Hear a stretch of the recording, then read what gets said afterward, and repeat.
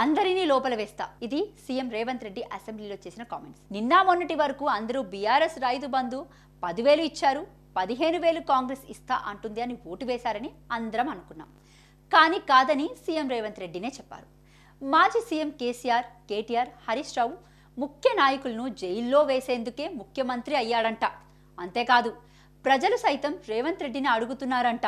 ముఖ్యమంత్రి అయ్యి 15 నెలలు అవుతుంది, ఇంకెప్పుడు నువ్వు వాళ్ళని జైల్లో వేస్తావని అడుగుతున్నారని రేవంత్ రెడ్డి సభలో చెప్పారు.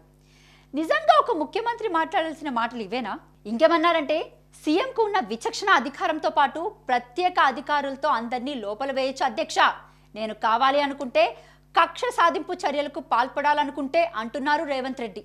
అంటే మీరే లాయర్, మీరే జడ్జు, మీరే తప్పులేంటి, మీరే ఒప్పులేంటి చెప్పేస్తారు అనేది తేల్చాల్సింది కూడా రేవంత్ రెడ్డి గారు. అంటే ముఖ్యమంత్రికి నచ్చితే జైల్లో వేస్తారు, లేకపోతే జైల్లో వేయరా అండి? అంటే తెలంగాణలోనే కాదు, దేశంలో కూడా చట్టాలు, న్యాయ వ్యవస్థలు ఏమీ పనిచేస్తలేవా? ముఖ్యమంత్రికి నచ్చితే బయట ఉంచుతారు, నచ్చకపోతే జైల్లో వేస్తారు. ఈ మాత్రం దానికి న్యాయ వ్యవస్థ, పెద్ద పెద్ద చట్టాలు ఎందుకు రేవంత్ రెడ్డి గారు? ఇది కదా నీ ఎంత పాలన అంటే? దీన్ని ప్రజాపాలన అంటారా? మీరే చెప్పాలి. అసలు రేవంత్ రెడ్డి గారు ఏమనుకుంటున్నారు? నియంత అనుకుంటున్నారా? డిక్టేటర్ అనుకుంటున్నారా? ఒక నియంతలాగా స్టేట్మెంట్లు ఇచ్చుకుంటూ వెళ్తున్నారా? మొన్నేమో సుప్రీంకోర్టులో ఫిరాయింపు ఎమ్మెల్యేల అంశం కూడా నేను మాట్లాడొచ్చు, ముఖ్యమంత్రిగా నాకు ఆ పవర్ ఉందని మాట్లాడతారు. నిన్న అందరినీ లోపల వేస్తాను, నాకు వ్యతిరేకంగా మాట్లాడిన వాళ్ళ అందరినీ లోపల వేస్తా అని అన్నారు. జనం మాట్లాడుతున్నారు అని రేవంత్ రెడ్డి గారు అంటున్నారు కదా. ముఖ్యమంత్రి రేవంత్ రెడ్డి, మీరు ఏ ప్రజల మధ్య వెళ్ళారని వాళ్ళు మిమ్మల్ని అడుగుతున్నారు? మీరు కాదు కదా, కనీసం నియోజకవర్గంలో ఎమ్మెల్యేలు ప్రజల మధ్యకు వెళ్ళినా చెప్పులు విసిరేందుకు రైతులు సిద్ధంగా ఉన్నారు. అలాంటి పాలన చేస్తున్నారు. మీ ప్రభుత్వం ఒక్క హామీ కూడా పూర్తి స్థాయిలో నెరవేర్చింది లేదు.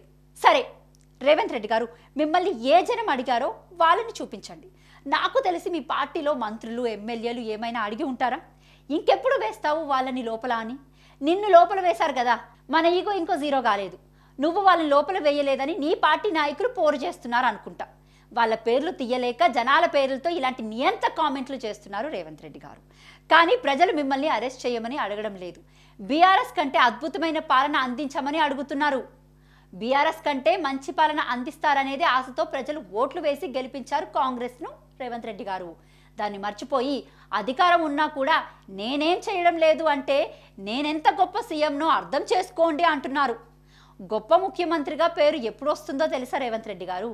రైతు సంతోషంగా ఉన్నప్పుడు, రైతులకు కడుపు నిండా భోజనం చేసినప్పుడు, అన్ని పథకాలు పూర్తి స్థాయిలో అమలు అయినప్పుడు. అంతేకాని అధికారం ఉన్నా అరెస్టు చేయడం లేదని చెప్పుకుంటే మంచి సీఎం కారు రేవంత్ రెడ్డి గారు.